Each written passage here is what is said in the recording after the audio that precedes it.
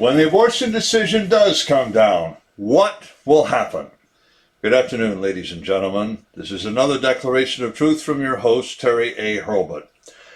We're still waiting for a decision in the infamous Roe v. Wade leak case, which is, of course, Dobbs versus Jackson Women's Health Organization.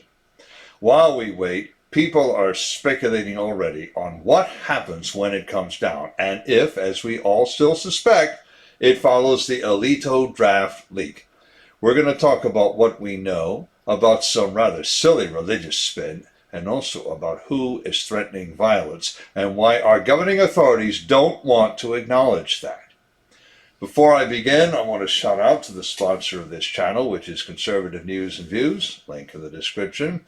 And be sure to check out the awesome CNAV Store. Scroll down near the bottom for that link. Lots of good merchandise there, including this t-shirt, the Trumpinator, saying, "I'll be back."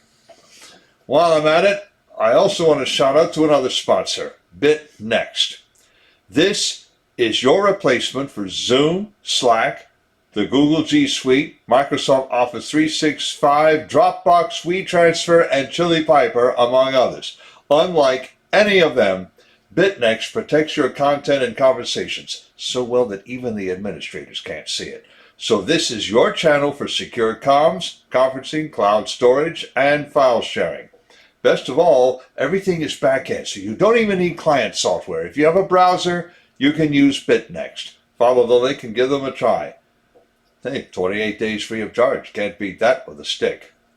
All right, ladies and gentlemen, the G2 is back with another intel briefing. The court put out its weekly order list, denying cert in a slew of cases, including a death penalty case from Arizona, in which Justice Breyer issued a dissenting comment.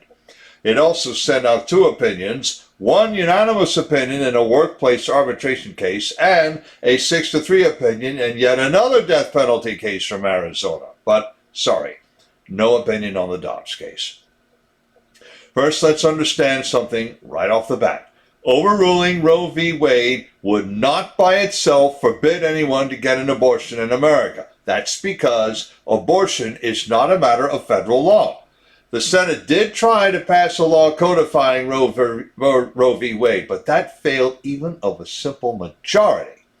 The Guttmacher Institute published an interactive map purporting to show how many women would drive into abortion-allowing states and how far they would have to drive.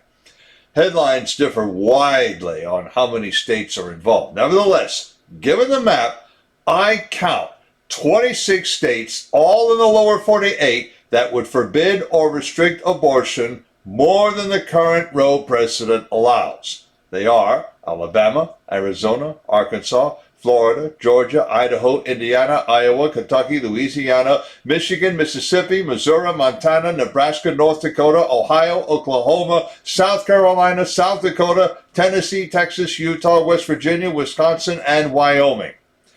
The outlet Finish the Race gives further details. 13 states have trigger laws that would forbid abortions if the Supreme Court overrules Roe. In addition, several states have 6 to 8 week bans waiting to take effect. Legislatures in Florida, Indiana, Montana, and Nebraska are ready to act, but haven't yet acted. This analysis covers only those states with laws now on the books, or legislatures likely to act this year, but it does not include states likely to flip pro-life within a year or two. That includes Virginia, whose entire Senate will come up for re-election next fall. I'll tell you something. The pro-abortion side is getting desperate. Now they're trying to say that God is on their side. The Tuscaloosa News turned in a typical report that also displays a supreme irony. For it says black women of faith are far more likely than white women to say that their faith allows abortion. Why is this ironic? Because many more black women get abortions than white, and this has led many, including former Clinton advisor Dick Morris, to say that abortion amounts to genocide for people of color. On the other hand, recall also that the Archbishop of San Francisco recently excommunicated House Speaker Nancy Pelosi. Now, in this case, the judgment extended only to refusing communion until she repents. Today, Archbishop Salvatore J. Cordileone said flatly He had been trying to talk to Pelosi for years about abortion. He tried more earnestly after she secured passage of H.R. 3755, the Women's Health Protection Act, in the House. When she refused even to talk to him, he acted. He has jumped into controversy before, so when he says the road leak had nothing to do with his decision, he's likely telling the truth. I have a link in the description to an interview with the Archbishop that came out this morning. President Biden seems to think a Roe overrule will help elect more pro-abortion legislators and governors, but he might not be able to support that. Single women might vote single issue on abortion, but married women will not. Instead, they will vote on inflation and stagnation, and that means voting Republican. The sad part is, many advocates for abortion have already turned violent. Axios said they have a memo from the Intelligence Office of the Department of Homeland Security. That memo warns of threats against the Supreme Court and its members, plus legislators, clergy, and healthcare providers. Again, Axios says they have a memo and they quote for it, but they will not link to it. Axios quotes it as saying they expect violent acts from both sides. Listen to this quote. Some racially or ethnically motivated violent extremists' embrace of pro-life narratives may be linked to the perception of wanting to save white children and fight white genocide, unquote DHS, according to Axios. Now remember what I said, the problem with abortion is more black genocide than white. The statistics show that. The memo does give a grudging nod to the threats and actual violent acts that have already come from the pro-abortion side. We hear of people threatening to burn down or storm the Supreme Court. Good luck with that. The court has an extra high fence around it that went up after the leak. But the memo also says they don't consider mere rhetoric enough of a threat. Well, clearly, DHS is in a bind. Its leadership sympathizes with abortion, which means they don't like to admit someone might have to bust some pro-abortion demonstrators.